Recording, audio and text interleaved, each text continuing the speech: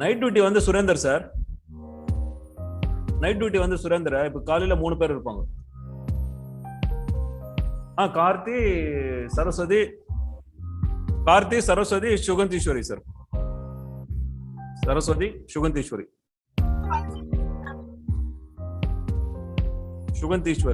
ஆமா சார். நான் இது இல்ல சார், ஏன்னா எனக்கு இன்னைக்கு இன்டர்நேஷனல் கான்ஃபரன்ஸ் ஒன்று ஸ்டார்ட் பண்றேன். நான் இந்த பிசிஐ வைஸ் பிரசிடென்ட் வராரு இன்னைக்கு. Okay sir, thank you sir, thank you very much sir.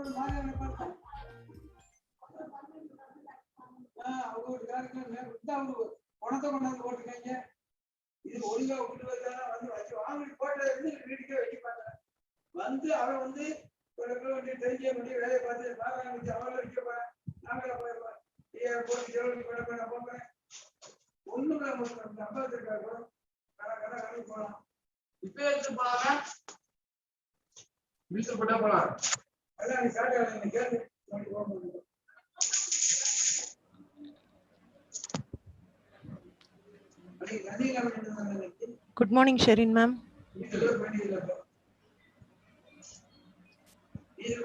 You are on mute mode. Oh, I'm sorry. Good morning, Miss Komal. Hi.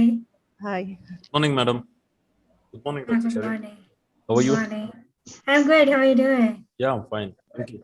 Thank you for joining today. Yes, it's my pleasure.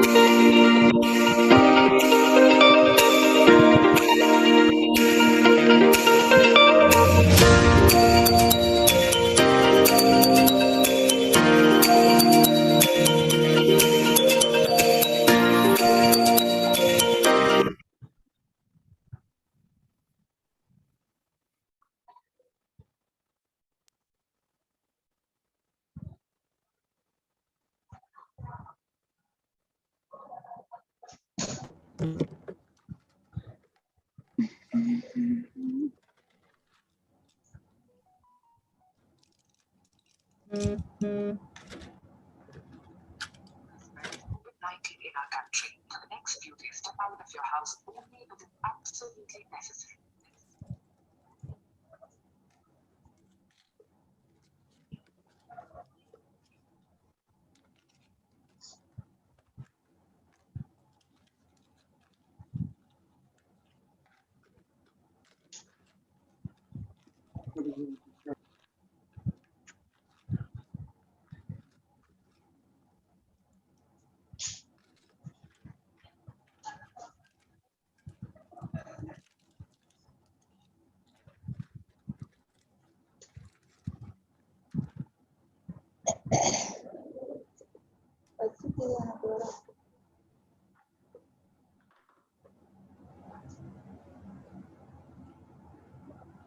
நீங்களும் பறகுது எங்கெல்லாம் பறகுது பரவாயில்லாம இருக்கு பாரு நீ பாரு எங்க பறகு இருக்கு இல்லடா இருந்துச்சு முன்னாடி இங்க மட்டும் இருந்துச்சு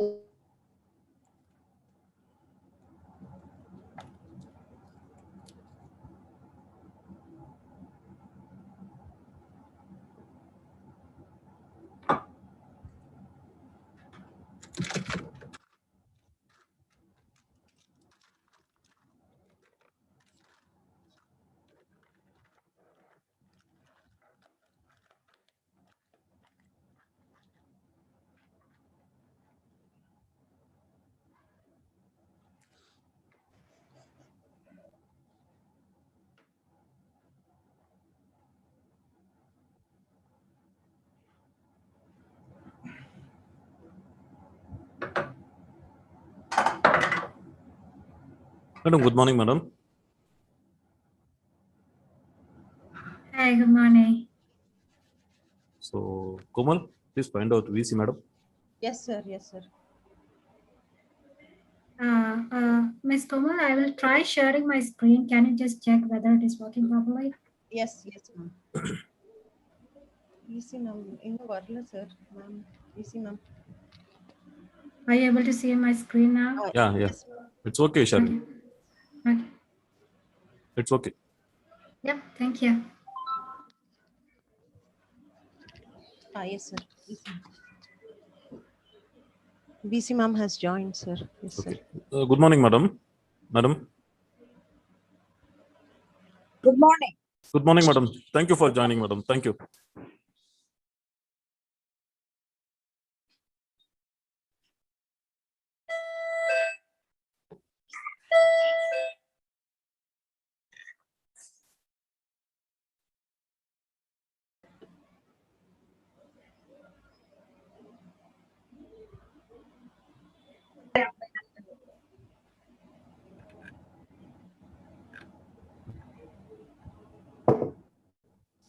Good morning, Dr. Bhaskar.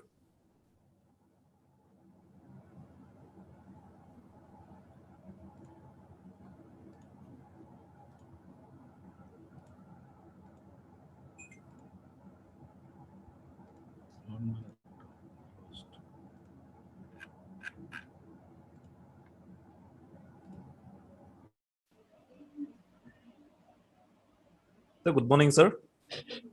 Shailendra, sir.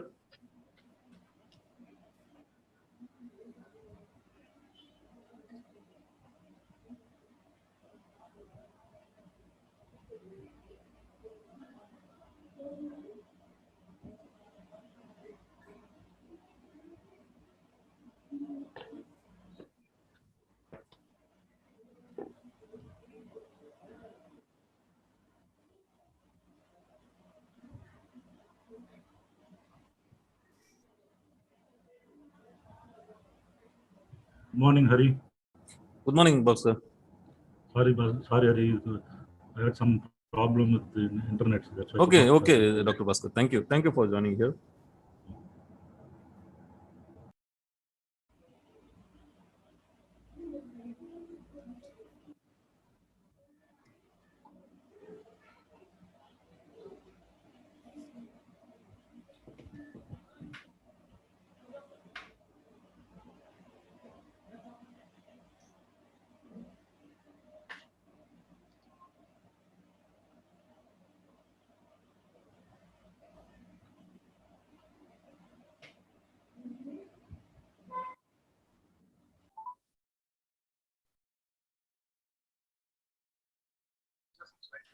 Okay, sir. Thank you, sir. Thank you. Sorry.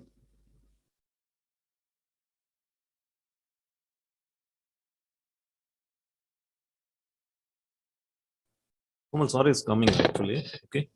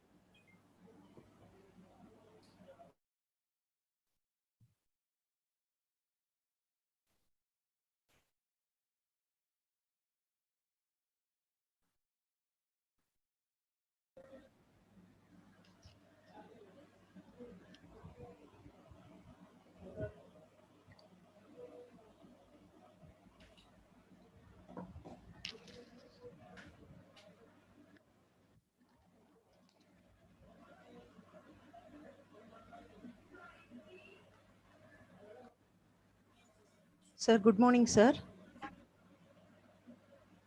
Very good morning to all of Good you. morning, Dr. Shailendra Saraf. How are you? ठीक हूँ मैडम, प्रणाम प्रणाम आप. Sir, good morning, sir. Good morning, good morning, good morning. Sir, good morning, sir. I'm late by 2 minutes. I am really sorry for that. Good morning, sir. Good morning, sir. Good morning, good morning. Thank you, sir. Thank you for joining today. Thank you. Sir, with your permission, shall we start the program? Yes, Komal. Please, please, please. Yes, please. Thank you, sir. Good morning to all. To improve the golden moment of opportunity and catch the good that is in our reach is the great art of life. With this beautiful quote, a warm welcome to respected VC ma'am, respected dignitaries, respected principal sir, staffs, students, and participants to ICARP 2021 International Conference on Advanced Research in Pharmaceutical Healthcare Sciences, a 4-day program from 21st June to 24th June 2021, organized by Faculty of Pharmacy, Dr. MGR Education Research Institute. It's our privilege and pleasure to collaborate this wonderful occasion with the most prestigious Pharmacy Council of India and Indian Pharmaceutical Association, Tamil Nadu branch, who are the crusaders for the profession of pharmacy. Faculty of Pharmacy, Dr. MGR Education Research Institute has been successfully organizing series of national and international webinars, FDP, with eminent speakers from all over the globe with the vision to aggrandize the intellectual wealth to the students, faculty, research scholar, industrialists, and pharmacists. On this juncture, I would like to welcome you all to the program, which emphasizes on current advanced research in pharmaceutical healthcare sciences. Let's move on to the program. The function of a prayer is not to influence God, but rather to change the nature of the one who prays. Let's all listen to a divine song to invoke the Almighty for a healthy life.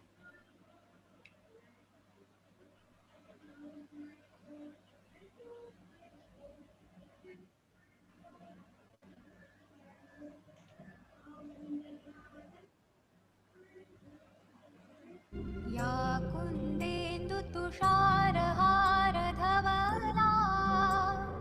या शुभ्रवस्त्रावृता या वीणावरदण्डमण्डितकरा या श्वेतपद्मासना या ब्रह्माच्युतशङ्करप्रभृतिभिः देवैः सदा वन्दिता सा मां पातु सरस्वती भगवती निःशेषजाड्यापहा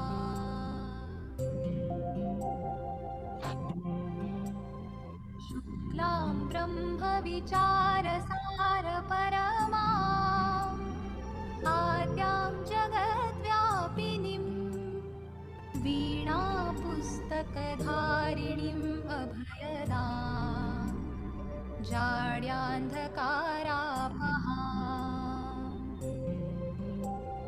हस्ते स्फाटिकमालिकां विदधतीं पद्मासने संस्थितां वन्दे तां परमेश्वरीं भगवतीं बुद्धिप्रदां शारदाम्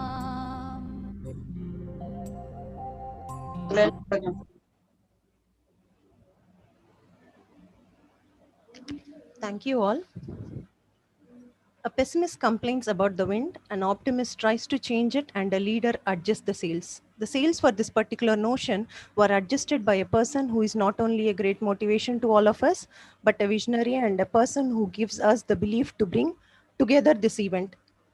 He is none other than our principal, Dr. N. Harikrishnan sir. May I now request our principal, Dr. N. Harikrishnan sir, to welcome the gathering. Over to you, sir. Sir, you are in mute mode, sir.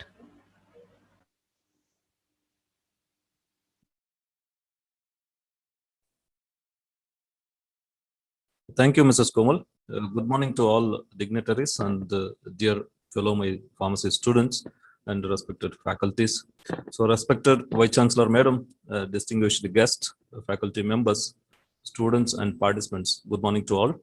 So, it's a moment of great privilege and honor for me to extend a hearty welcome to all of you today as we are inaugurating the International Conference on Advanced Research in Pharmaceutical Health Sciences.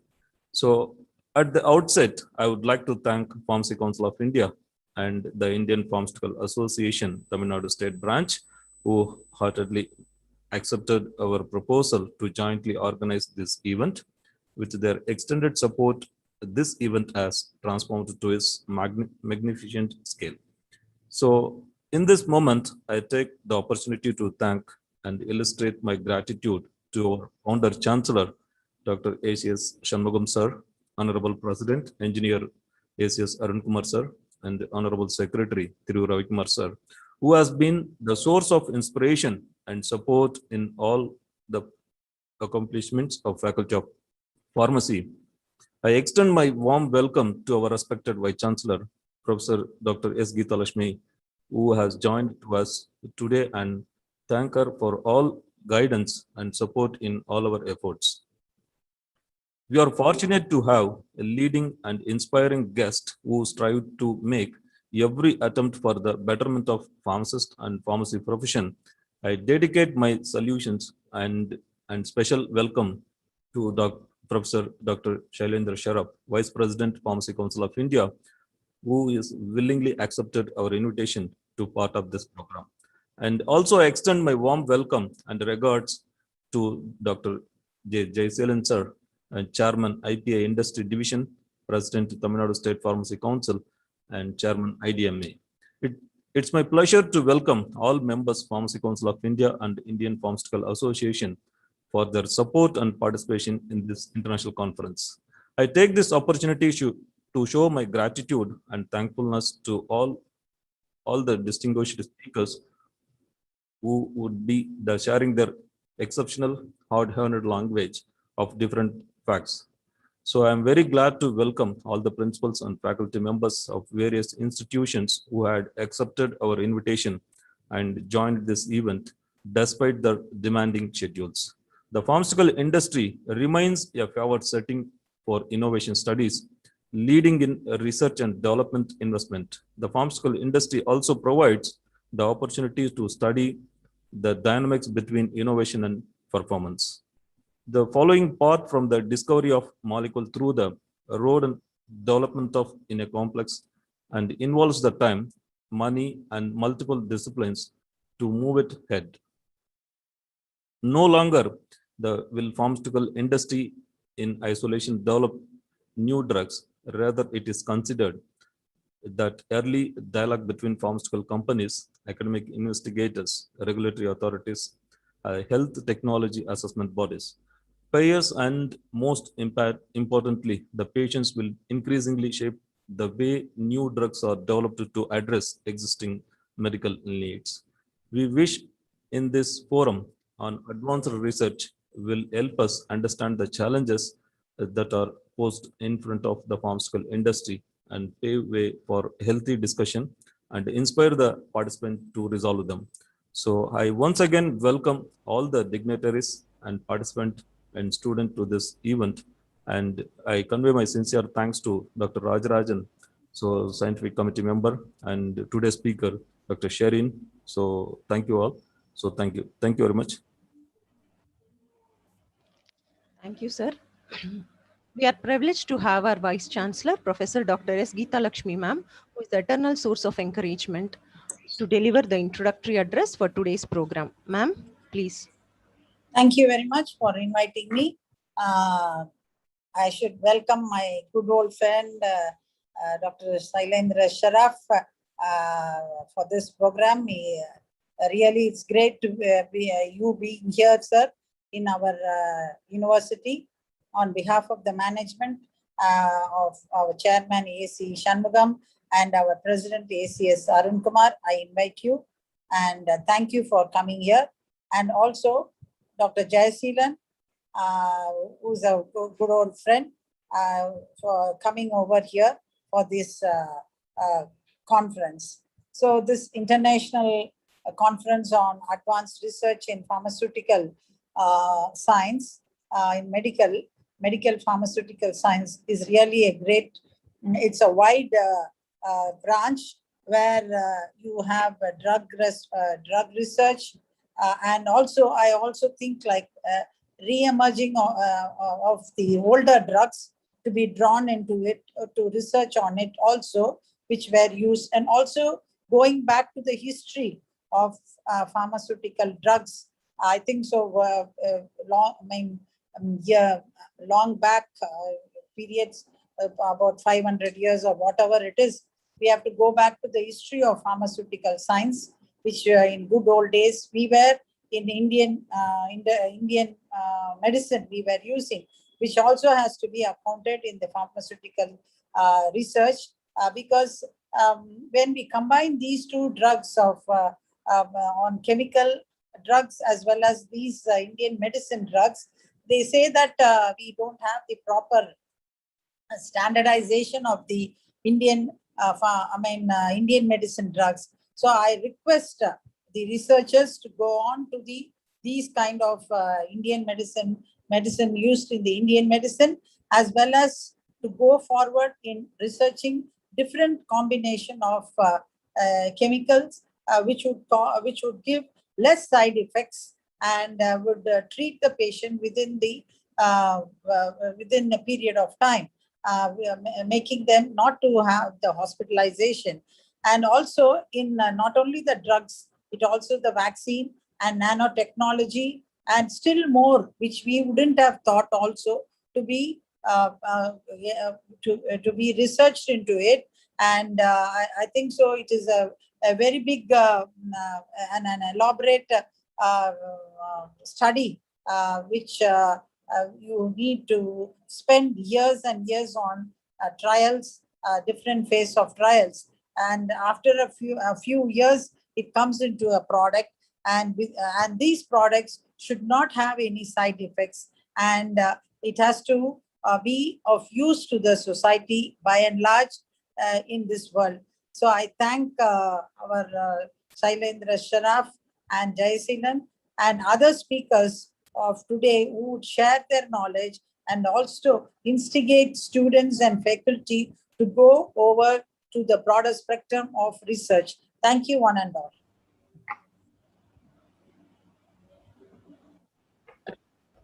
Thank you, madam. Thank you very much.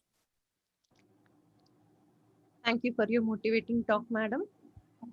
We are indeed delighted to have with us Professor Dr. Shailendra Sharaf sir as Honorable Chief Guest for this inaugural ceremony.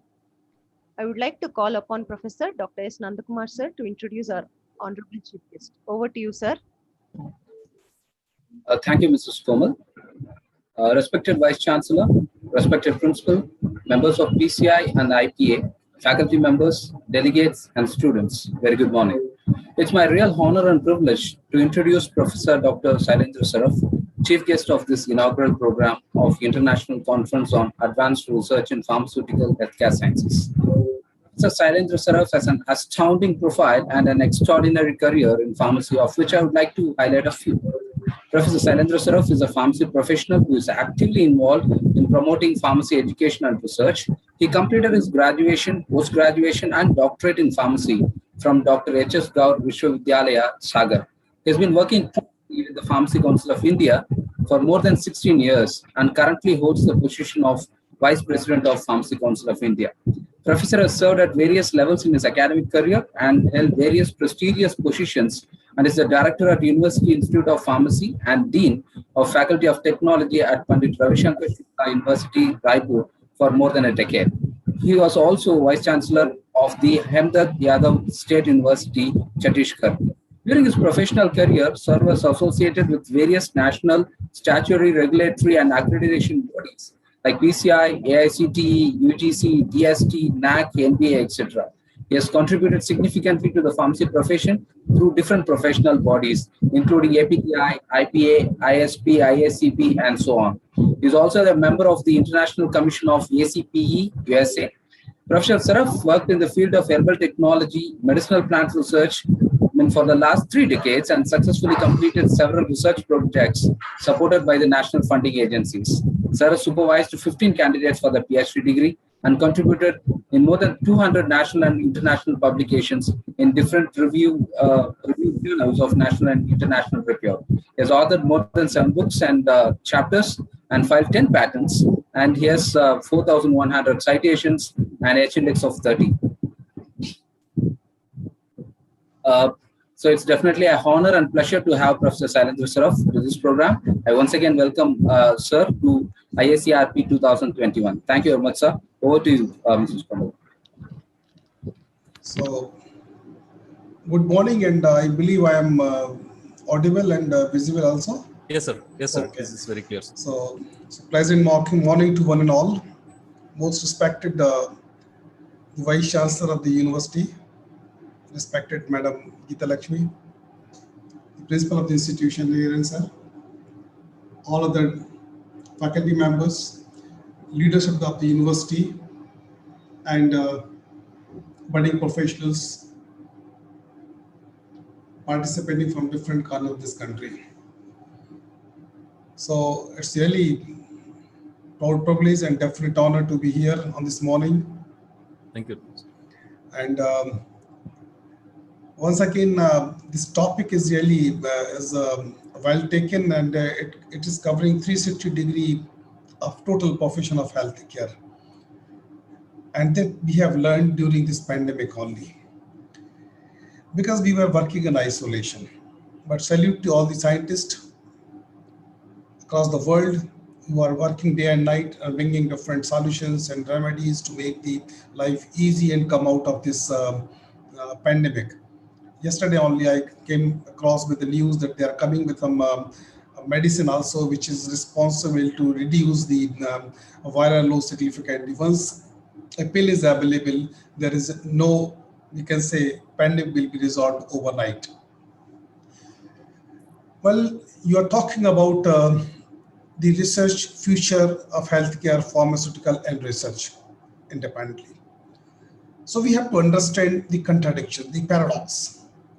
We were living in a different world, and this pandemic made us realize that we were not connected with the society, and we were not understanding the problems with society.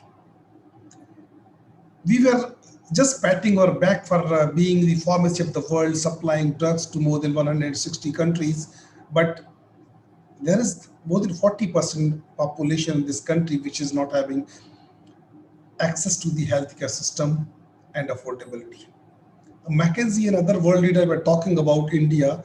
India is the preferred destination for the medical tourism.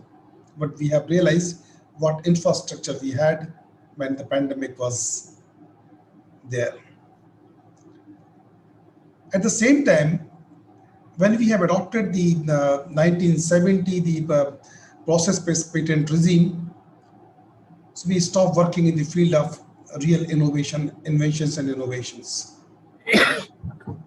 We have age-old thrust on the concept of mind over matter, but we are not exercising it. At the same time, we fail to understand that we are living in a different world where exists Industry 4.0. And unlike previous three industrial revolutions, this revolution came very silently, and it is reality in today's world. But the beauty of this particular Industry Revolution 4.0 is its amalgamation of physical sciences, biological sciences, and information technology. And if you really want to survive in the time of artificial intelligence, in the time of Industry 4.0, so you have to focus on research, and instead of preparing the graduates, you have to think about preparing the leaders. As Gita Lakshmi Madam has rightly said, you have to look back. So this is time to burn the spirit of pride in your heart, to burn the spirit of pride that you belong to a country where you have several indigenous systems of medicine. Though there is no method of validating all such drugs, just was single reason, and again we have to appreciate the concept was, if you are following the classical method of formulation of indigenous drugs, the product will be considered as a quality. It means the quality by design concept was followed by then indigenous system of medicine. It means if you are following each and every step of formulation religiously, the product must be of a quality. So we have to respect, we have to understand, we have to translate our own cultural heritage, but the highest responsibility of the need of the hour is to give numerical data to substantiate their efforts, their claims. You just look around the world, what is happening. And this is a digital time of digital divide. Before pandemic and after pandemic. Before pandemic, everybody was rushing towards the management of the pathological conditions. But now we are more focusing on prevention over treatment. The Western world is now supporting us to focus on nature. And this is time for the reverse innovations, as we have observed the concept of repurposed drug and fast channel development of drugs and vaccines as well. If you just forget about, because what we have learned last 70 years, just due to the concept of specialization and super specialization, we landed with isolation. Each and everyone is working excellently good, but they are not connected with other islands. All are sacred islands, but connect is missing. So this is time that we have to realize, this is time of artificial intelligence, this is the time of machine learning, this is time of deep data analysis, and there is a lot of electronic initiatives are there. If you want to survive in this era of artificial intelligence, you are bound to develop super intelligence, otherwise you will be lost. But the most important thing is you have to respect others, you have to respect other professions, other discipline. Even you have to learn to respect the basic sciences, because whenever there is any big discovery in the basic sciences, we the professional scientists flourish on those things. So this is time to respect the basic sciences as well. And we have to identify certain areas where there is a need to work. Because as I have mentioned, we were living in a paradox condition. We were supplying the drugs, but more than 90% dependence on other countries as far as the APIs and key starting material is concerned. So we have realized in this particular time only that we have to work in this area. And Government of India has launched two beautiful schemes. These are performance-linked incentives for the medical devices and for the starting key material, bulk drugs, and all that. And as far as the medical devices concerned, more than 90% medical devices are being imported from the Western world. While we are talking about the formulating the tablets, the world is talking about the laboratory on the pill. They are talking about sensors, they are developing different type of instruments which are giving the inference in real time. This is time to think about the clinical trials. This is time to think about the new antibiotic discoveries, but we have to give sufficient scope for the learning, for the ideation. Everything is there, but ideation is missing. That is, we have lost in last for 70 years. There is no trust on ideation. This is time to throw the graduates into the library, into this finishing schools, and let them work on their own idea and come out with a solution. Because we are enjoying the status of pharmacy of the world, but the time is that we have to focus on to transform our country into the pharmaceutical laboratory of the world. We have to underline the concept of invention of new drug molecules if we really want to command the respect in the world. These are the few innovations where the people are working, and they are going to change their life, as well as the coordinates of the pharmacy profession 100%. As far as the pharmaceutical industry is concerned, so we have talked a very live, everybody is talking, every third tablet belongs to India, every second shot of vaccine belongs to India, but we have seen the reality also.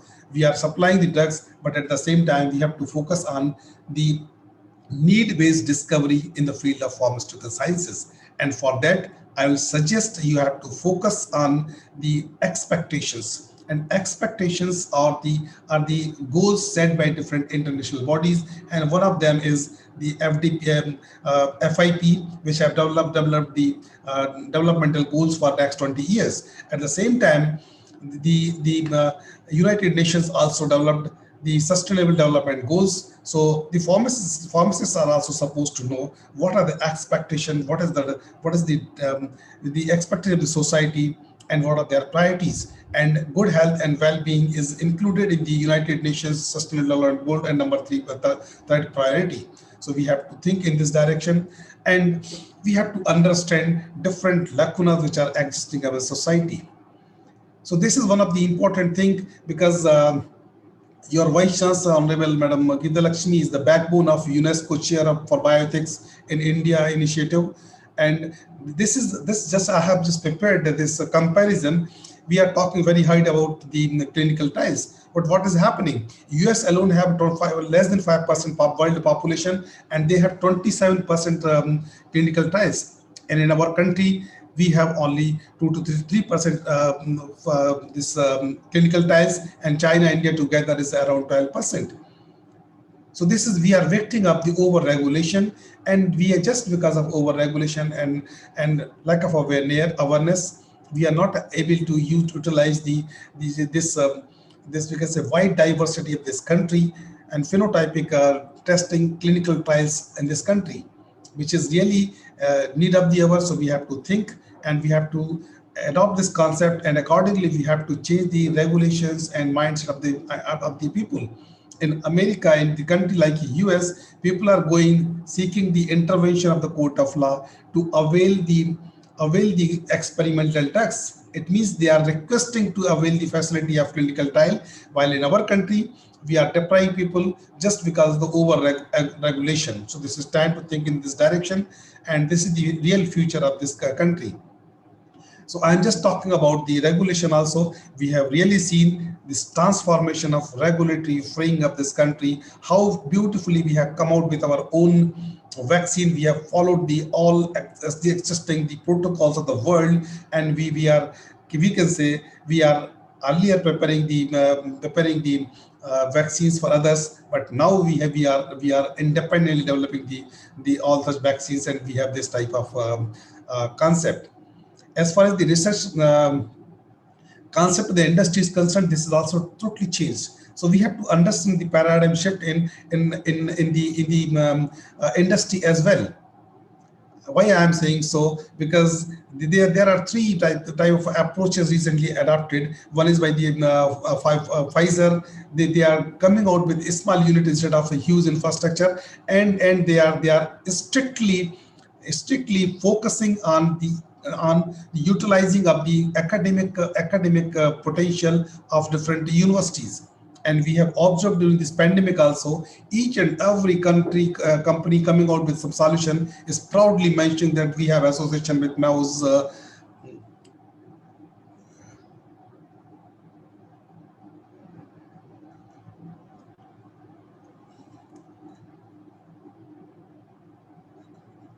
I believe there's some problem. I have crossed the time limit. No, nothing, sir. Please carry on. Please. So your host has disabled me from this. I'm just trying to conclude as early as possible. Sorry okay, for no issue. So what is happening? The companies in the West are respecting the academia, and once Dr. Mashelkar has said, the potential, the capacity of academia to translate their academic research into commercial gains is ultimately responsible for the nation's respect. So we have to learn this. And if you are respecting your own idea, you are connecting with industry and profession, then you will give the solution at the same time. You will command the respect also, not for yourself, for your institution and your country as well. And this is one more example. This is cloud, you can say, sharing or knowledge sharing. This is what the Mandi Pharma, it's amalgamation of the companies which are operating in across the world in more than 120 companies, and they are coming with the new drugs in the fast track manner. And they are sharing their inputs also. And the concept is whosoever is contributing, whatever their contribution, they are benefited with the profits of that product. So this we have to learn. And if we are working on in those lines, we will be able to reduce the cost of the product significantly as well. So you have identified 3 areas: pharmaceutical, health, and advanced research. So all 3 are most important, but the solution is only one, that is academia. Education is the only solution for all such things. And why I am saying so, because we are living in a world of industry 4.0, but we are not focusing, we are not trying our level best to adopt the education 4.0.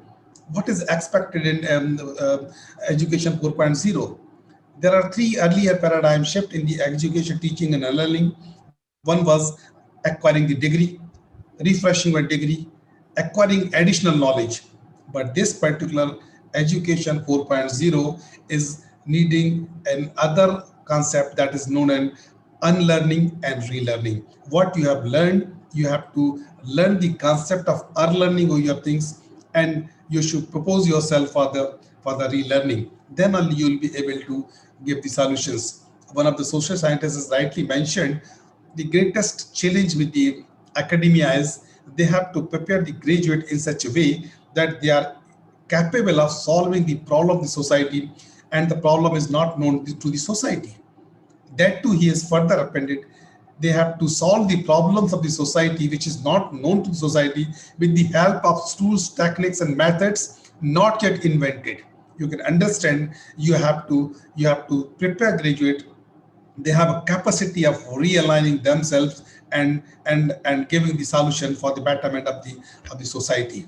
So this is the time of the academia. I urge upon the academicians, though I salute also, because there were certain mental inhibition before the pandemic to go online, but with overnight the students become the international learners, and the teachers become international mentors with no time, no complaint, and no additional requirements.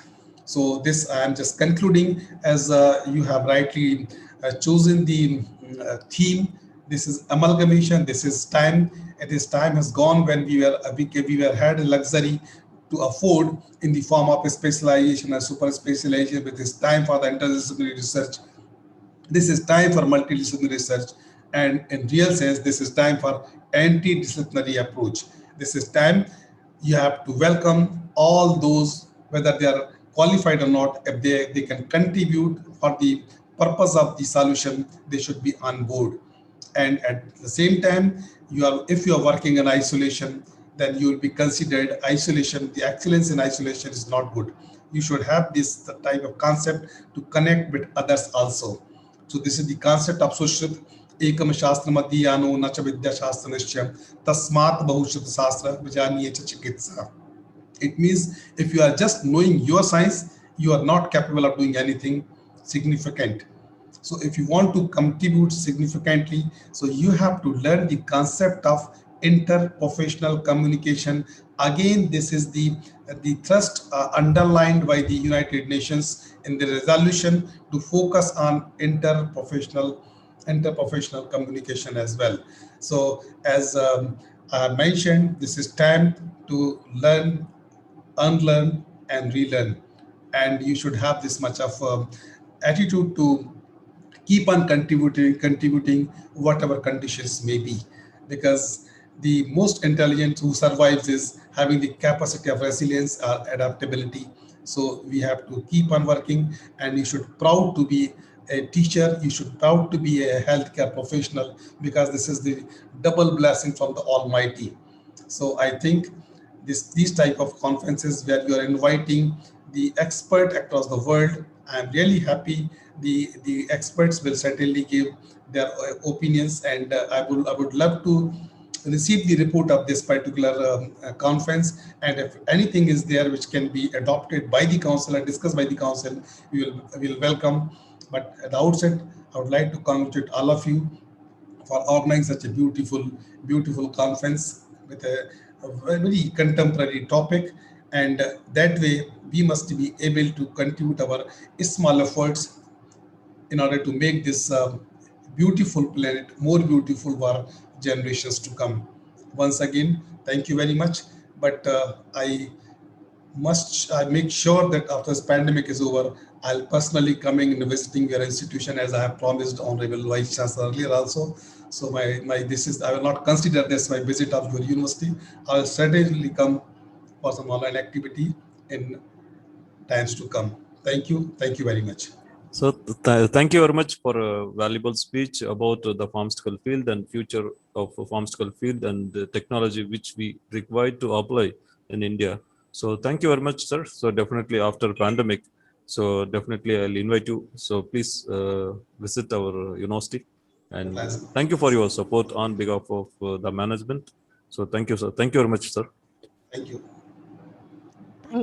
Thank you, sir, for sharing your message with deep knowledge about current trends in our field with us.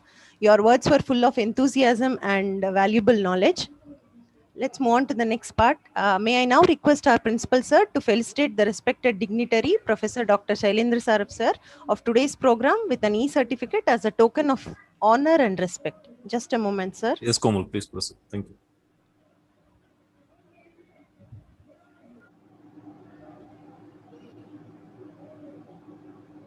Sir. So thank you, sir. Thank you Thank you for nice accepting gesture. my invitation. This is on behalf of our management and on behalf of our faculty. So presenting to you, sir. Thank you, sir. Thank you very much. Honored. Thank you. With your permission, I am leaving now. Yeah, thank you, sir. Sir, thank you. Thank you. Thank you, sir. Good morning, Dr. Sharin, and sorry to late and unexpectedly it took much time. So please. No problem. Thank you. Thank you. Now let's move on to the session. Let's gain knowledge in this extremely interesting topic. May I now request Dr. C.N. Hemalata ma'am to deliver the welcome address and introduce the speaker. Over to you, ma'am. Thank you, ma'am. A very good morning and warm welcome to the dignitaries, colleagues, and my dear students. It's my great honor and privilege to welcome and to introduce our today's speaker, Dr. Sherin Sahira, from the Department of Cardiovascular Medicine, University of Massachusetts Medical School, Worcester, USA. Dr. Sherin Sahira completed her PhD from Sri Chitra Tirunal Institute for Medical Sciences and Technology, Kerala, India in 2017 and went to USA to pursue her postdoctoral studies. After 1 year of postdoc at the University of Alabama, she is presently working as a postdoctoral associate at University of Massachusetts Medical School, USA since 2019 January. She has over 15 publications in peer-reviewed, high-impact international journals and has been serving as an editorial board member and reviewer for reputed journals. She presented papers in several national and international conferences and even has got many uploads. On behalf of Faculty of Pharmacy, we are welcoming you, ma'am, for the online international conference on advanced research in pharmaceutical healthcare sciences in association with Pharmacy Council of India and Indian Pharmaceutical Association Tamil Nadu branch. Let's begin our today's session by your esteemed speaker. Once again, I am so delighted to welcome you, ma'am, to share your views on the topic exosomes and stem cells, novel therapeutic approaches for COVID-19. Welcoming you, ma'am. So before that, I request all the participants to mute themselves during the technical talk. Participants are also requested not to present themselves during the talk. And even if you are having queries, you can post your questions in the chat box, which will be clarified at the end of the presentation. May I now request the speaker to deliver the presentation. Over to you, ma'am. Thanks so much.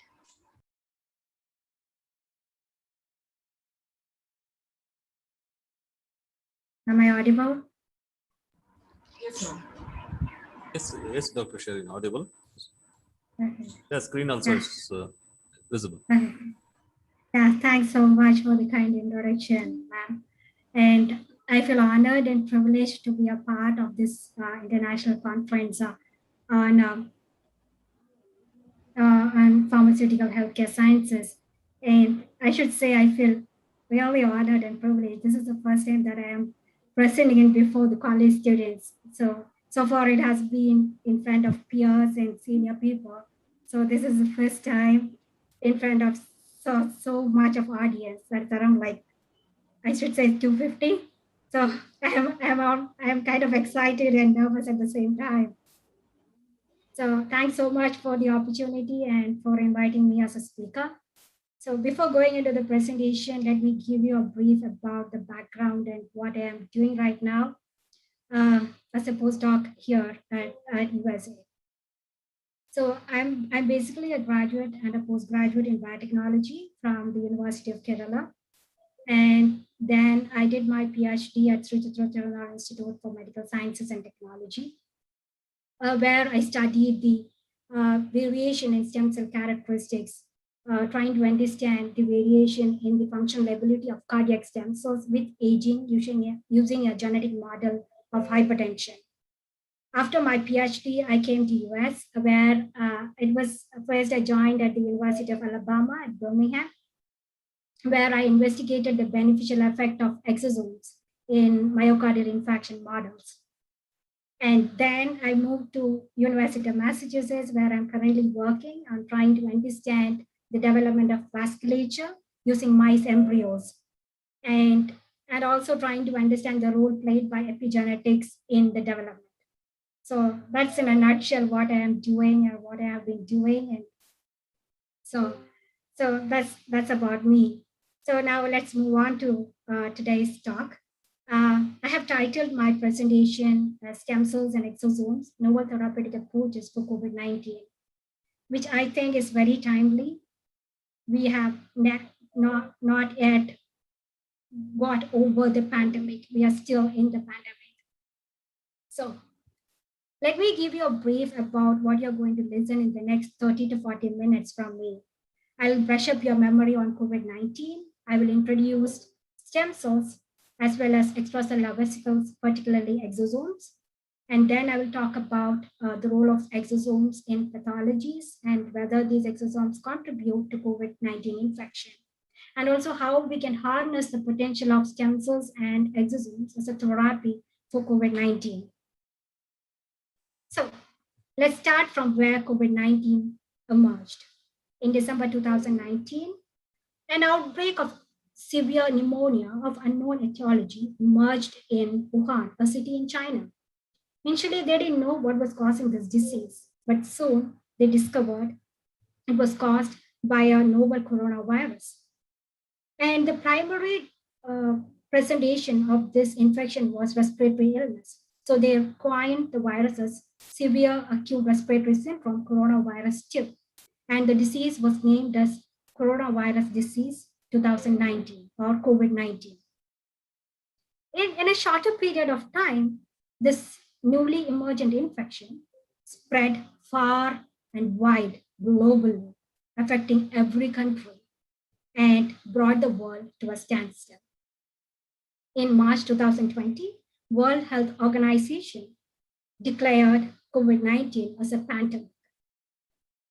Initially, the researchers around the globe joined their hands to understand more about this virus, to study how they are transmitted, to understand the mechanism of infection, and to come up with therapeutic strategies to overcome this infection. Now we have developed vaccines. So it's been like over a year and a half we are into this pandemic. And with the development of vaccines, we are seeing a light at the end of the tunnel.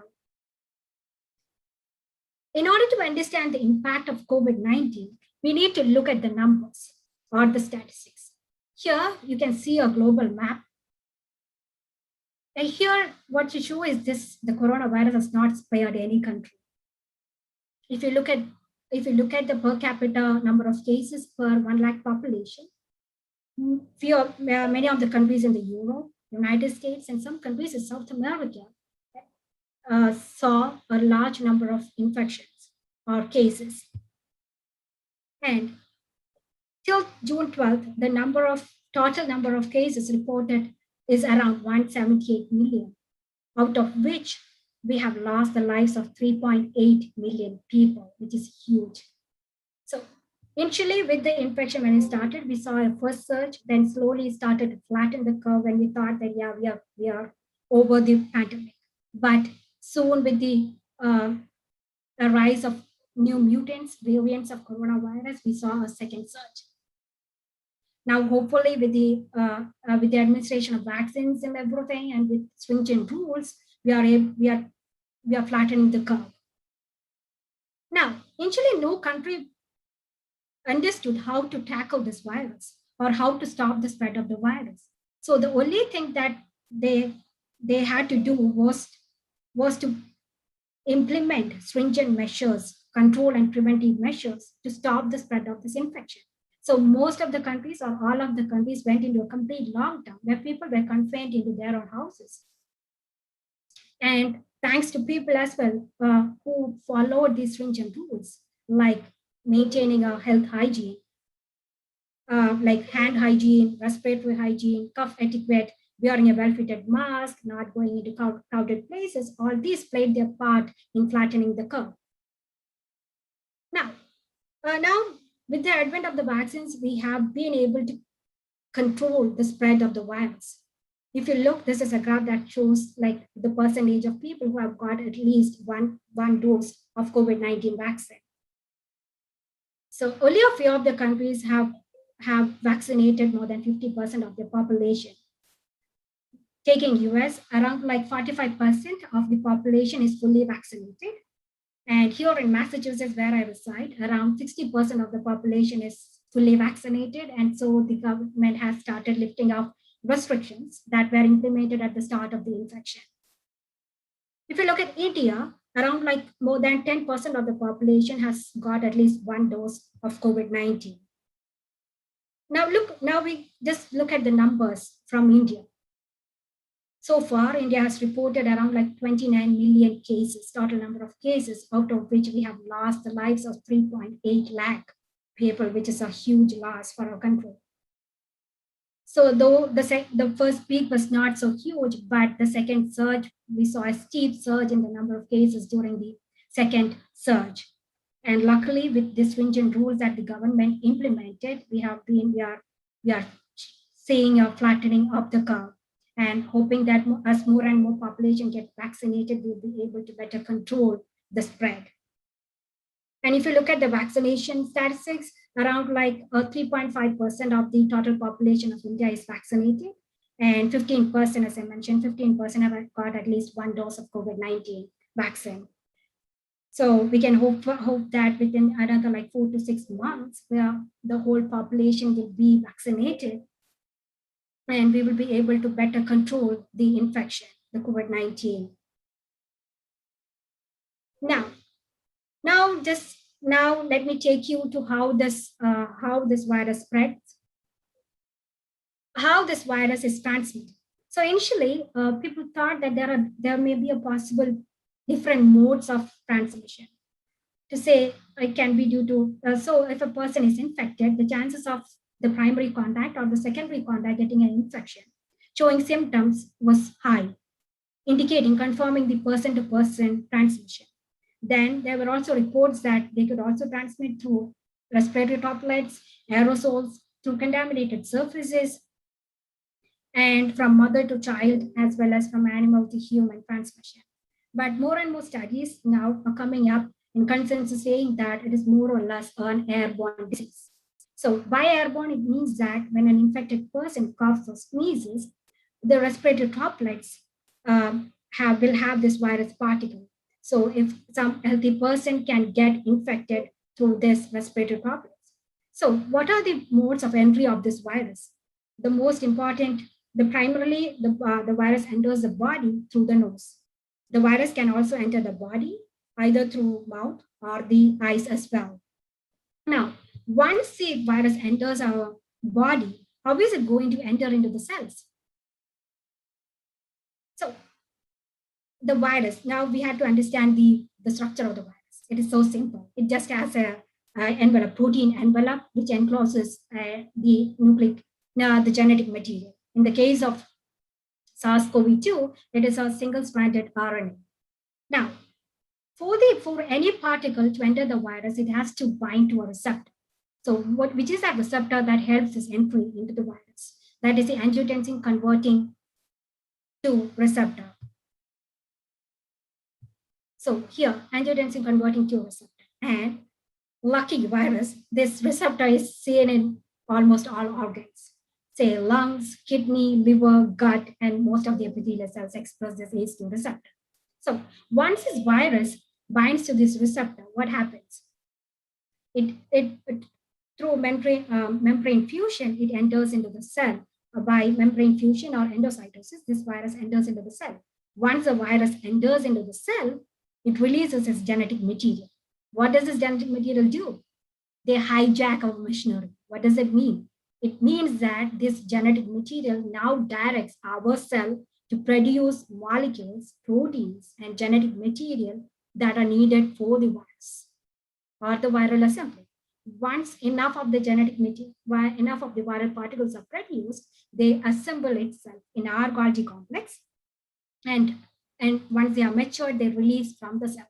So now more and more viral particles are released. In doing so, it destroys the host cell. So the host cell is destroyed, but we have more and more viral particles that can now infect the neighboring cells.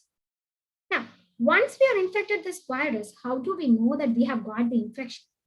Funny thing about this virus is that some people who have got the COVID infection do not develop any symptoms. And some people exhibit mild symptoms, whereas people with underlying conditions or comorbidities, as well as elderly population, exhibit severe illnesses.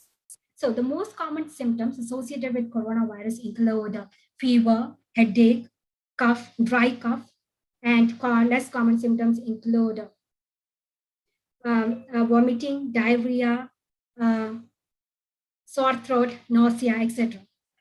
So, and if you look at the serious illnesses, as I told, it primarily infects the lungs. So the major severe sickness that is seen is the lung damage.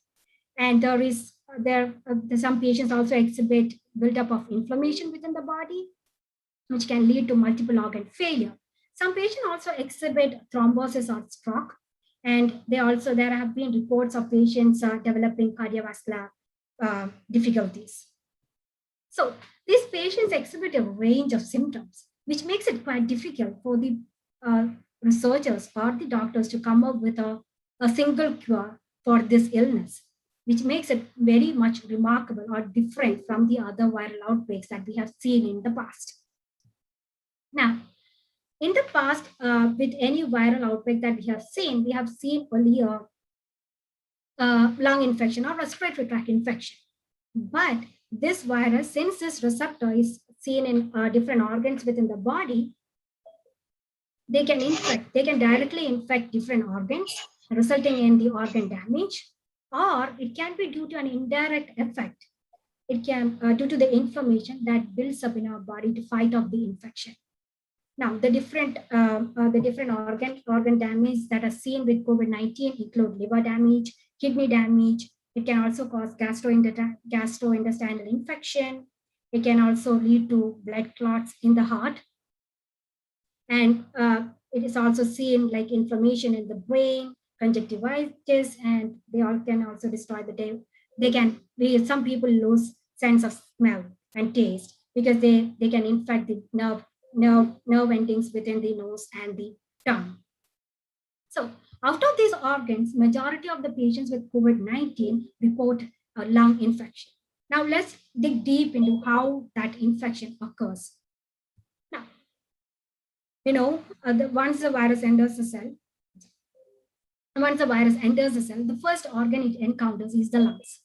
So inside the lungs, we have the alveolus, where the gas exchange takes place, that is between carbon dioxide and the oxygen.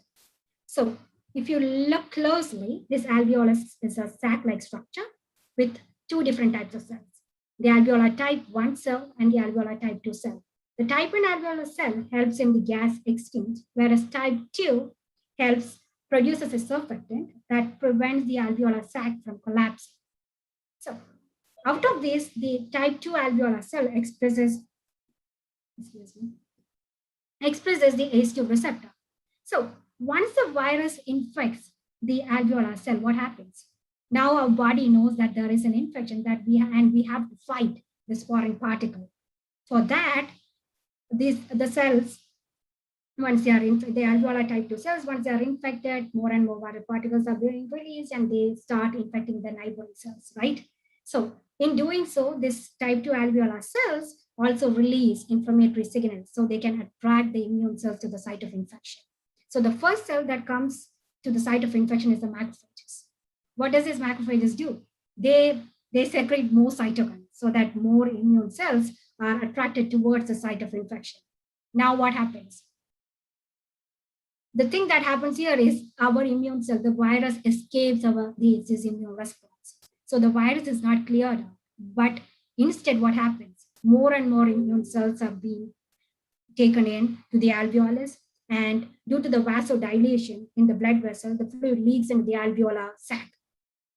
And the alveolar type 2 cell is destroyed, which impairs the gas exchange, resulting in acute respiratory distress syndrome.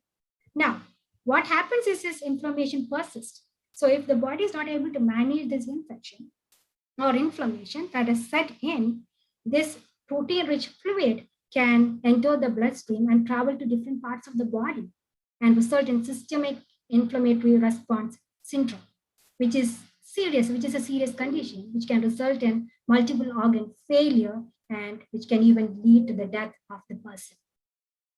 Now, so this is yet another slide which shows the involvement of different kinds of immune cells that comes into action during COVID-19 infection. So the cell that is infected releases signals, more and more immune cells comes into action, this inflammatory signals are produced, but our body fails somewhere that it is not able to protect or prevent this infection from escalating. So this is where it becomes a destructive illness, that our body is not able to handle this virus, and the virus is able to provide this so immune response that is that is evoked due to this infection. And this immune response is the primary reason that put the life of COVID-19 patients at risk. Apart from the viral infection, this immune response is the thing that puts the life of COVID-19 patients at risk. Now, what are the treatment strategies that is actually available? As I mentioned, the COVID-19 patients express a wide range of, it is manifested differently in different individuals. So we cannot tell that, oh, you are going to take this particular drug if you have COVID-19 infection. No. Normally, the treatment strategy that is opted by the doctors is based on the symptoms presented by the patients. So the treatment that is opted for one COVID-19 patient is totally different from the treatment that is opted for a different patient, because patients are they are clinically manifested differently. So that it makes this virus so remarkable and so different. So, but medical people and researchers have come up with different therapies that has been proved to be much effective in improving COVID-19 infections. And one of them, as the Vice Chancellor was mentioning, that is the repurposing of the drugs that we already know. Yes, we have been using antivirus that has been developed for some other virus to control the COVID-19 infection as well. And next is using anti-inflammatories. So we know that with the infection, we have this buildup of inflammatory cytokines. So giving anti-inflammatories will reduce the inflammatory cytokines, so that will improve the symptoms of this COVID-19 patients. And the third treatment is that after a few months of infection, doctors started using the convalescent plasma from patients who are recovered from COVID-19. They found that these convalescent plasma could improve the symptoms in severe COVID-19 patients, and also isolated antibodies and treated patients. Now, from all this, what you need to take is there is no definite cure for this illness. We have so far not understood or have been able to develop. We know how this virus is transmitted, how this induces the infection, the mechanism how which infects different body. We know everything, but we are not able to come up with a definite cure for the illness. The only thing that we have is a preventive measure, just to prevent the infection. Now let's look at the timeline where we stand right now. It started in December 2019, and now it is June 2021. And now we have the vaccines, and we are now kind of hoping that we will not be seeing a third surge. And we are hoping that the whole population globally will be vaccinated within another 6 or 8 months. And we will be going back to the normal that we were enjoying 1.5 years back. But what I want you to look and take from this timeline is the time. It's almost, we took 1 year. We took 1 year to come up with a vaccine, which is, I know that for developing a vaccine, it takes years and years. But for this epidemic, these vaccines were given emergency authorization. And that's why we are using it. We still do not know the long-term effects of the vaccines that we have taken. So what is this trying to tell us? What is the key challenge that we are facing? The key challenge is to plan and prepare ourselves to better combat an epidemic more effectively in the future. So this is where the role of researchers or the scientists sets in. Now, how are we going to equip ourselves to combat for such a virus? So now we know that we have only developed a prevention rather than a treatment, right? And it took 1 year. And what was the price that we paid? It was the lives of 3.8 million people. Huge loss, right?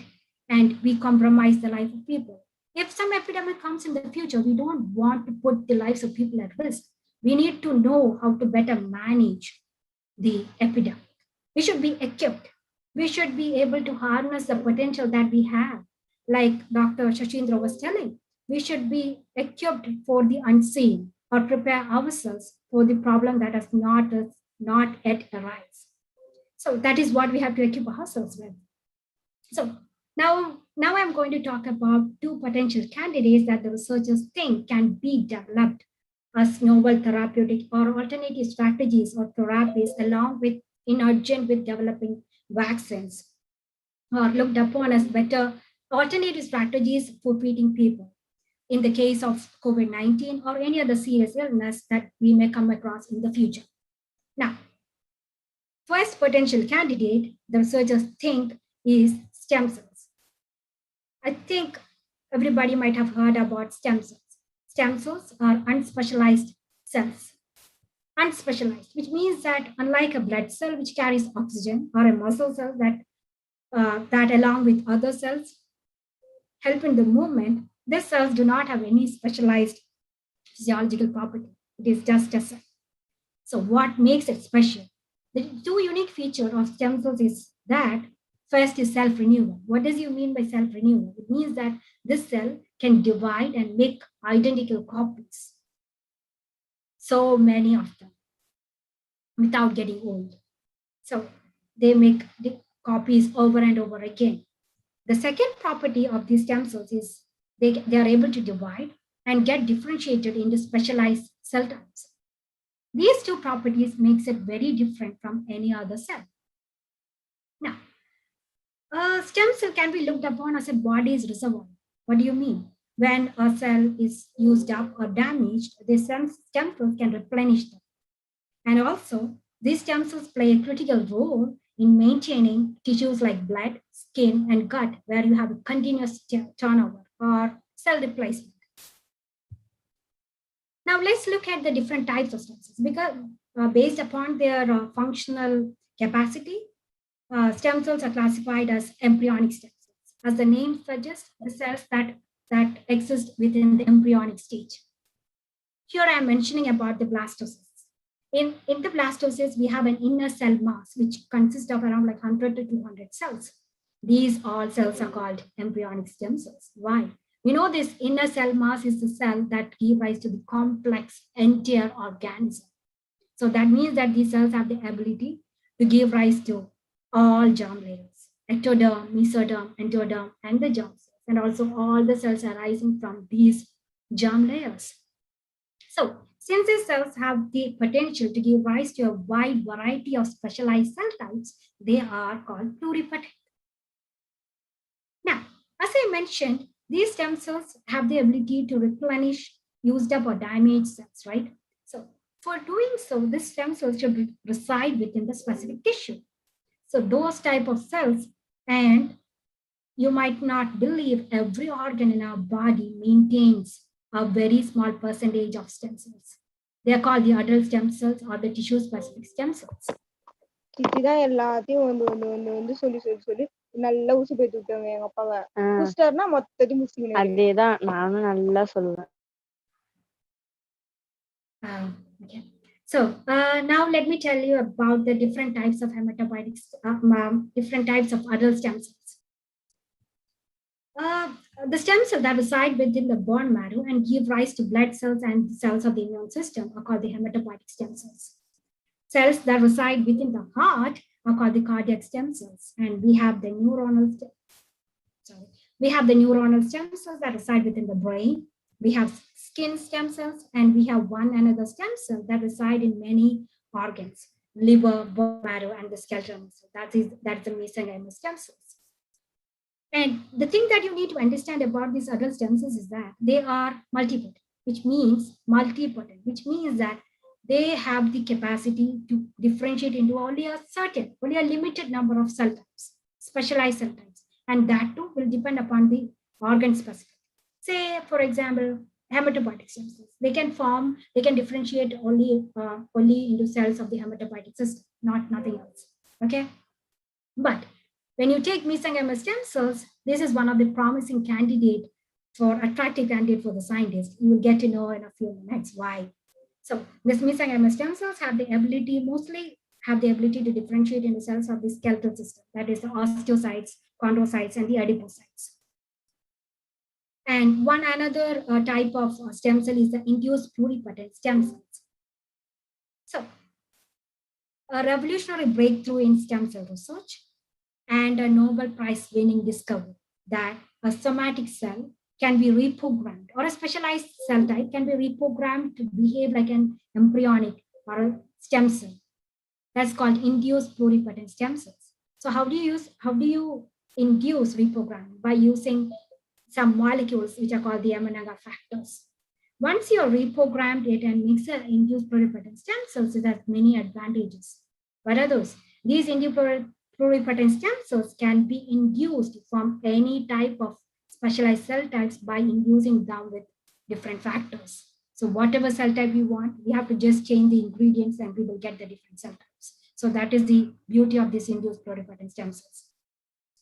The stem cell that we are interested in, or the potential candidate, is the mesenchymal stem cell. Why? Because of its differentiation potential. One property is the differentiation potential. As I mentioned, it normally differentiates into cells of the skeletal system, that is osteocytes, chondrocytes, and adipocytes, but they also have the ability to differentiate into other cell types when induced by growth factors.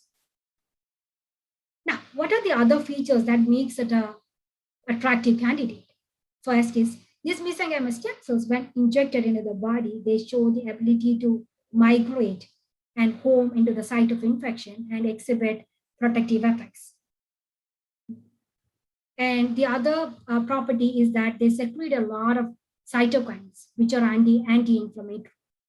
And the third and the foremost property of this mesenchymal stem cells is that immunomodulatory effect, which means that they can evade the immune response.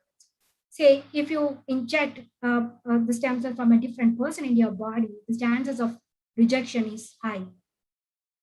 So, but with the mesenchymal stem cells, you don't have to worry about it. It evades the immune response, and our body recognizes it as your own cell. So we are good. So that is why that becomes a potential candidate for therapy. Now, apart from the stem cells, scientists also tried to use stem cell derived molecules or factors as potential candidates.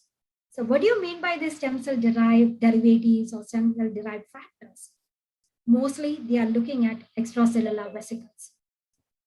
Now, what are these extracellular vesicles? Extracellular vesicles, something that is secreted by the cells into the extracellular space. These extracellular vesicles were initially thought as cellular waste products with no biological or clinical significance.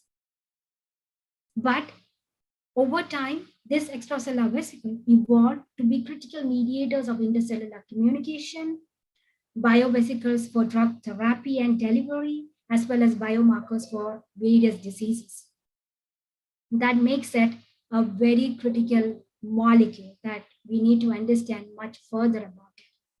Now, I'm going to talk about only 3 different extracellular vesicles: the exosomes, microvesicle body, microvesicles, and the apoptotic bodies.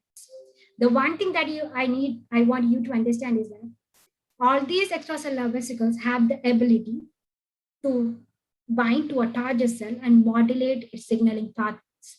That is the property of these extracellular vesicles. Now, based upon the way it is being produced, the size, the composition of these extracellular vesicles, they are classified as exosomes, microvesicles, and apoptotic bodies. Of these extracellular vesicles, exosomes are the smallest, and they are normally produced inside the cell and then secreted, whereas microvesicles are formed by the budding at the cell membrane.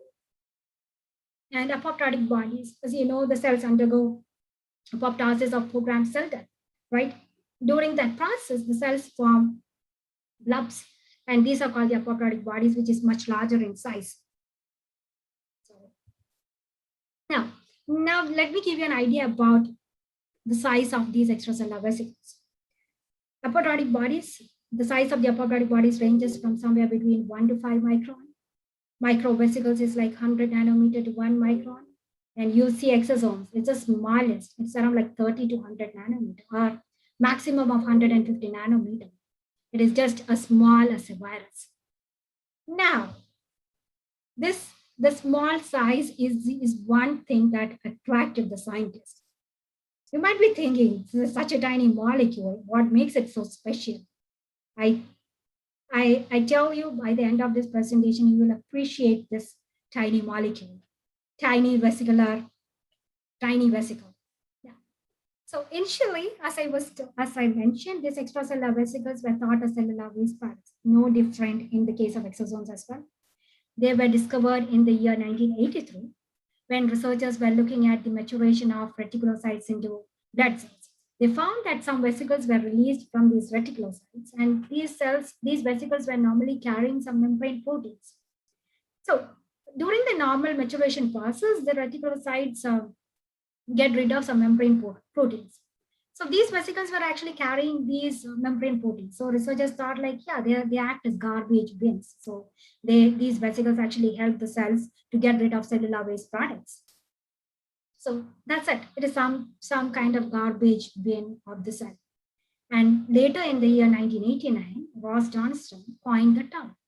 And now more and more studies are coming up on this tiny vesicle, and scientists are trying to understand this tiny vesicle much in detail. Now, this is how the exosomes look under the electron microscope. If you look more closely, you will understand these exosomes have a flattened football-like structure with a depression in the center. So this is how we are going to see exosomes under an electron microscope. So now, how are these exosomes produced? Now I'm going to dig in deep detail about exosomes. How are these exosomes produced?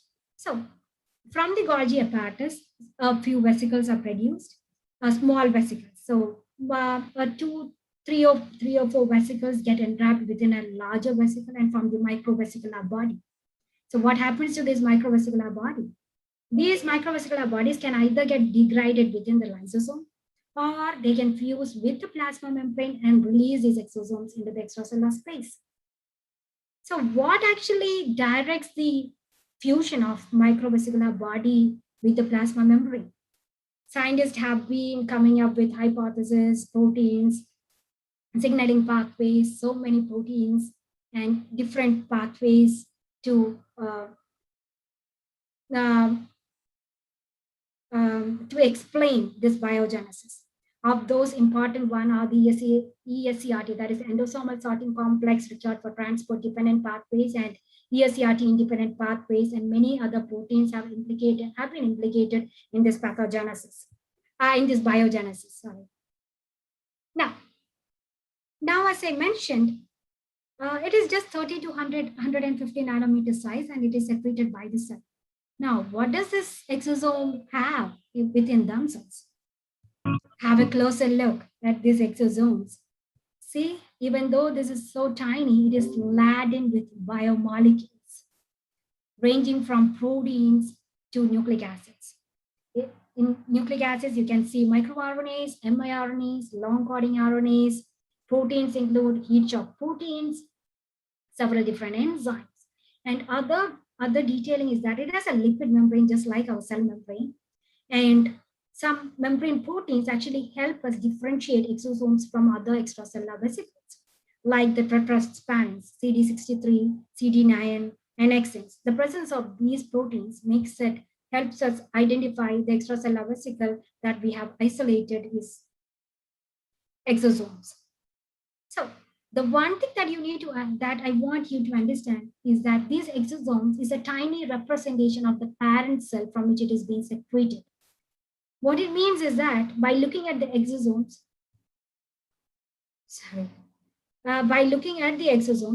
we are able to understand the physiological status of the cell.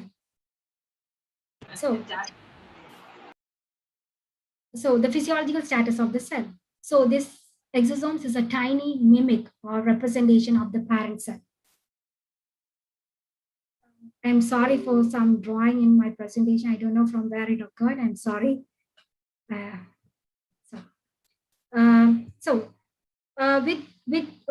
With much more detailed understanding about these exosomes, scientists are trying to understand whether these exosomes play any role in contributing to several diseases.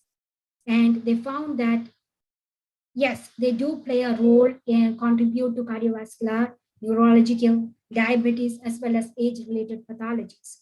So they are critical mediators of all these infections, all these disorders. So to give you a better idea about how capable of this tiny vesicle is, we need to let's give you an example. Just look at the difference between the old versus the aged exosomes. When you isolate exosomes from an young individual and an aged individual and study them, we found that in an aged person, we see an increased secretion of extracellular vesicles. And these extracellular vesicles could mediate or accelerate age-associated pathological changes. And one other thing is that these exosomal microRNAs or proteins could also act as biomarkers and help us identify the pathology. Whereas in a young individual, these exosomes behave normally, just like normal cells. So This is how potential this tiny vesicle is. Now, you might be thinking whether these exosomes, since they have been attributed to all these disorders, whether they play any role in COVID-19 infection, and the answer is yes. And how can these exosomes play a role in COVID-19 infection? They can do so by different mechanisms. One is that these exosomes can transfer the ACE2 receptor to the recipient cell, and it could serve as a pathway for virus internalization and infection. The second way is these exosomes can transfer viral particles or components to a non-infected cell and elicit infection in that cell. And surprisingly, it was found that when exosomes were isolated from a virus-infected cells, these exosomes in itself could elicit an immune response in a non-infected cell. See, this tiny vesicle is able to elicit an immune response in a non-infected cell. And a recent study looked at the proteomics of the circulating exosomes. What they found was that these exosomes from the COVID-19 infected patients exhibited molecules of proteins that are involved in inflammation, immune response, coagulation pathways, complement pathways that are involved in the contribution of COVID-19 infection, or which can induce serious illness in patients. So this makes this molecule much critical in the pathology and in physiology as well as pathology. So how are we going to harness the potential of these stem cells or exosomes for therapy for COVID-19? Now, when you are looking at, so from which cells are we going to isolate these exosomes from? As I mentioned, these exosomes is a tiny representation of the parent cell. So when you look for a source for the exosomes, we normally look for this mesenchymal stem cells because of its different properties. So the exosomes isolated from these mesenchymal stem cells also exhibit similar properties or similar beneficial effects as that of the mesenchymal stem cells. And these exosomes possess hypoimmunogenic, anti-inflammatory properties just like the mesenchymal stem cells. Another candidate for isolating exosome is the adipose-derived stem cells, which is nothing other than, it is also a source of mesenchymal stem cells. So studies found that using these exosomes derived from adipose-derived stem cells could also improve the COVID-19 infections. Now, how does these stem cells or stem cell-derived exosomes improve the COVID-19 infection? For that, we need to go back and look at the pathogenesis of infection.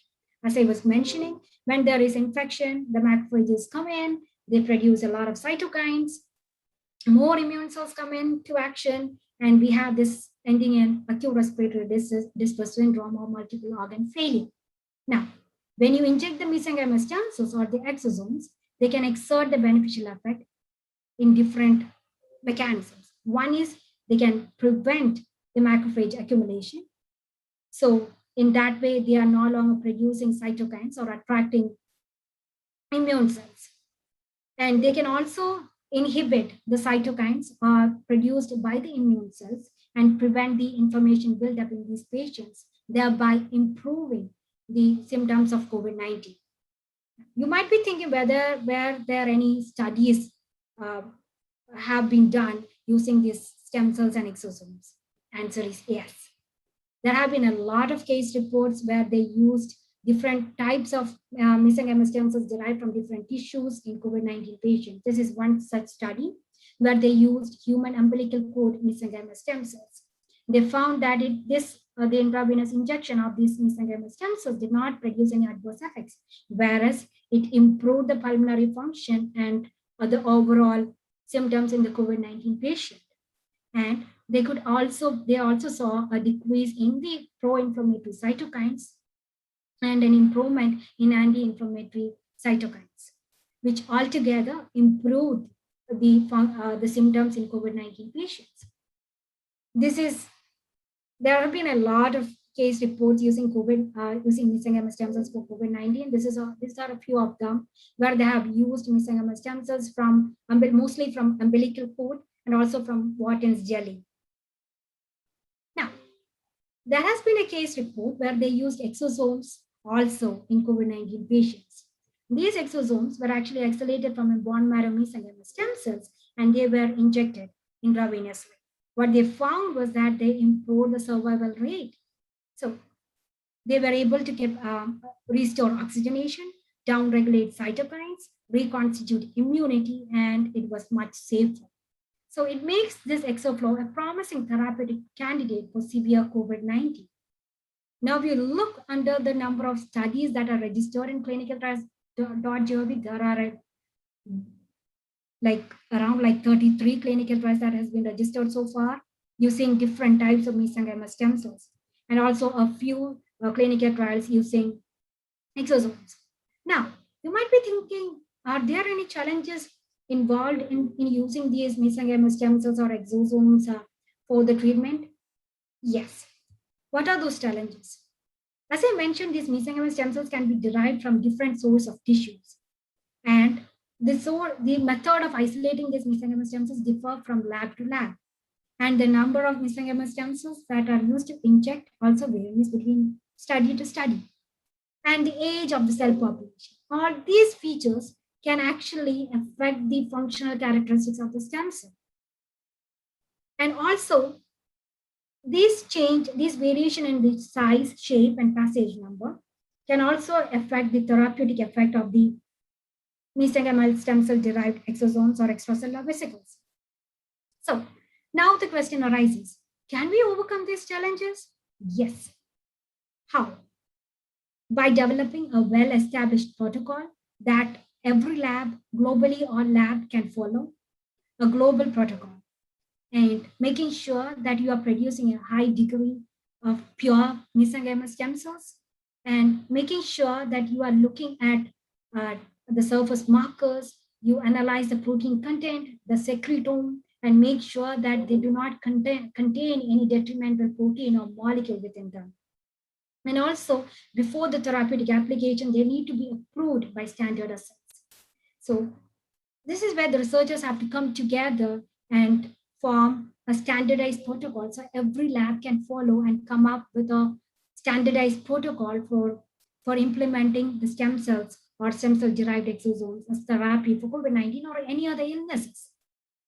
Now, what makes exosome different or much more potential than stem cells is that we are able to manipulate it. How? A study reported that if you're that they used this is an embryonic kidney cell, that 293 T cell, they transfused these cells to express the ACE2 receptor and isolated the exosomes from it. And these exosomes obviously are going to express the ACE2 receptor, and they isolated exosomes from myeloid mononuclear cells, which express the interleukin 6 receptor, which is a cytokine. So what they did was they combined these two exosomes and formed an engineered exosome, which expresses both ACE2 receptor as well as the interleukin 6 receptor. And they did some in vitro as well as in vivo studies to look at how these exosomes will behave, whether they are able to combat the virus.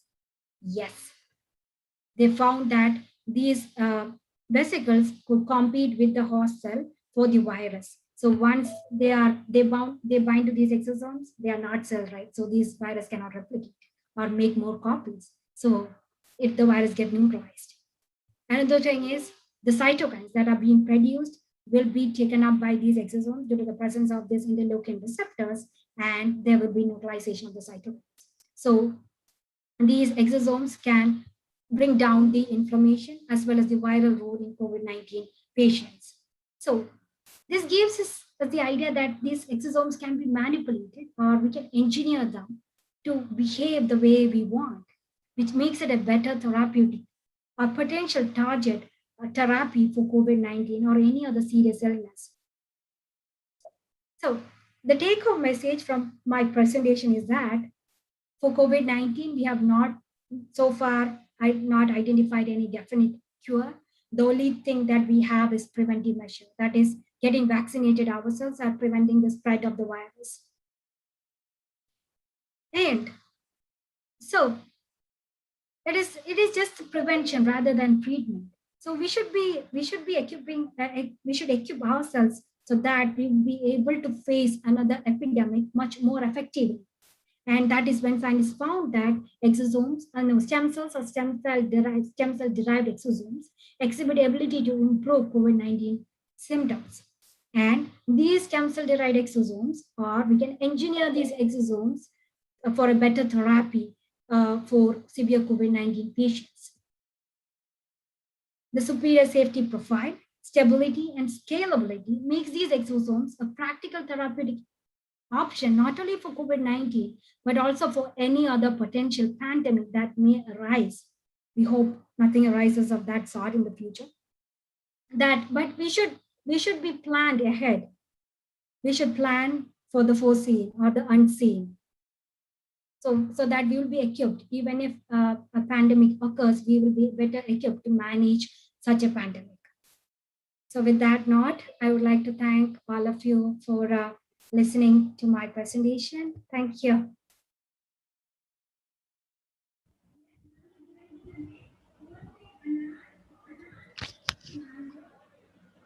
Thank you, Dr. Sherin ma'am. We are so glad you could be here at this odd time of yours. I think it is around 1 a.m. Yeah, it's almost 2 o'clock. To share your thoughts. We really appreciate you for taking your time in spite of your busy schedule. Thank you, ma'am, for your illuminating and wonderful talk. So moving on to the next.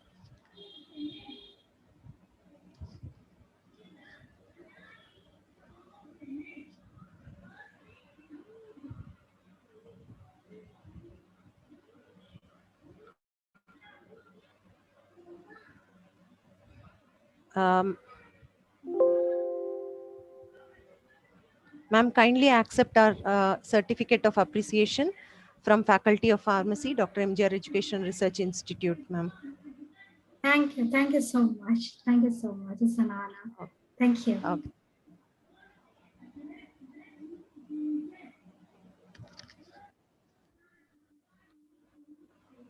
May I now request Mrs. Gajalakshmi, Associate Professor, to take over the next session. Over to you, ma'am.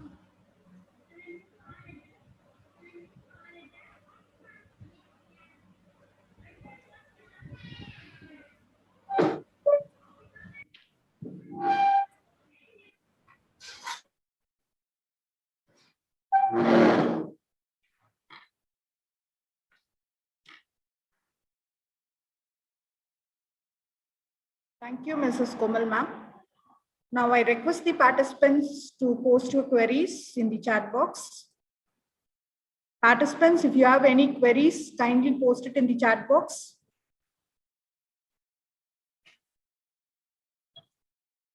If anyone needs to contact me, I can post my email ID here. If anybody wants to have any queries or personally contact me. So I have posted my email ID for everyone. So if there is something that I can help with, please let me know.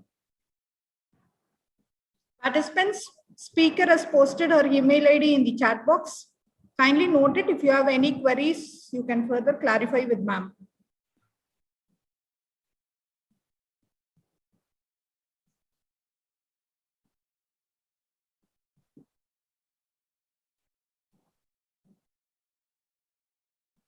Komal ma'am.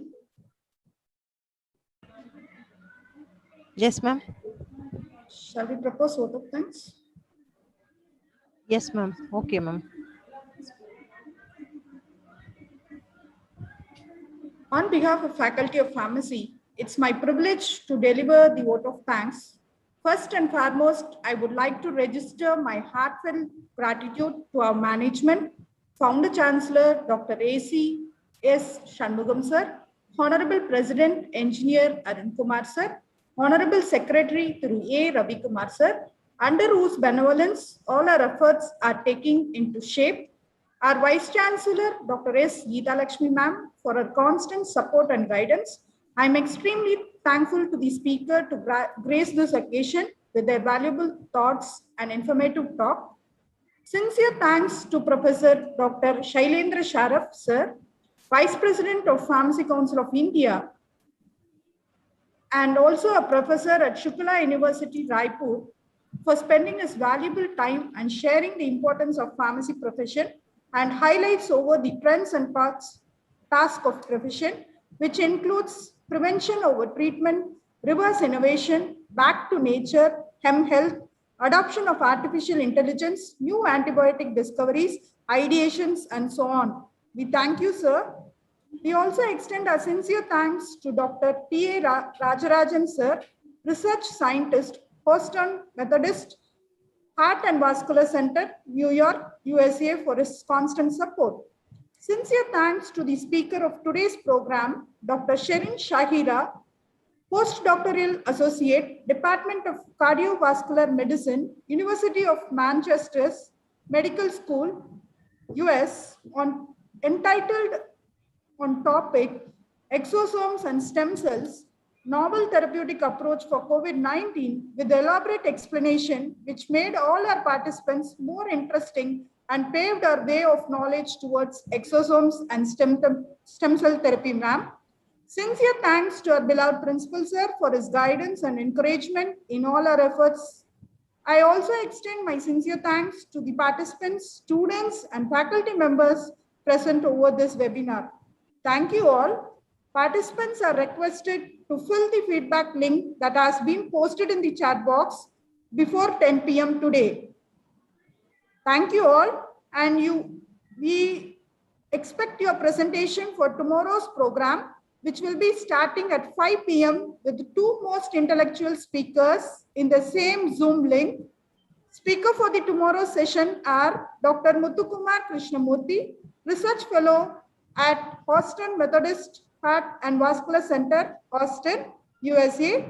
He is going to deliver you a topic, nanomaterials, potential in drug delivery and regenerative medicine, most interesting topic.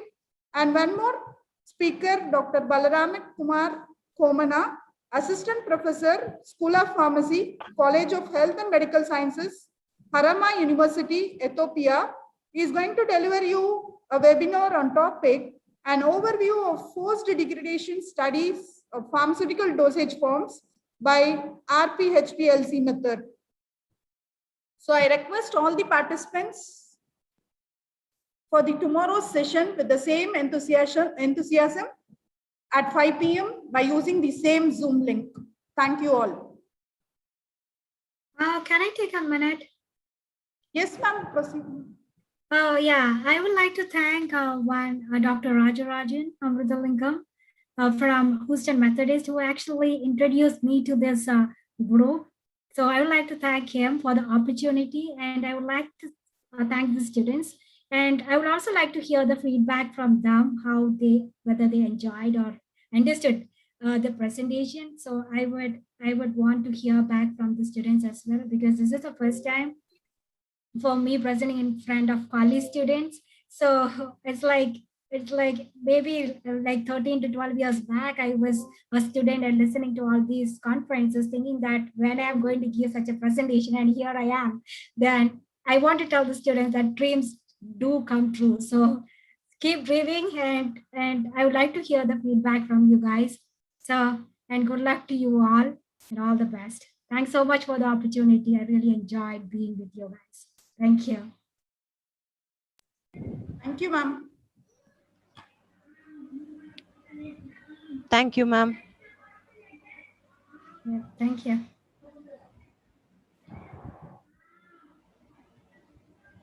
So is it over? Can I leave the meeting?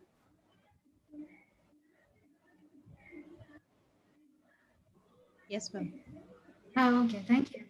Have a good day. Bye-bye. Bye-bye. Thank you.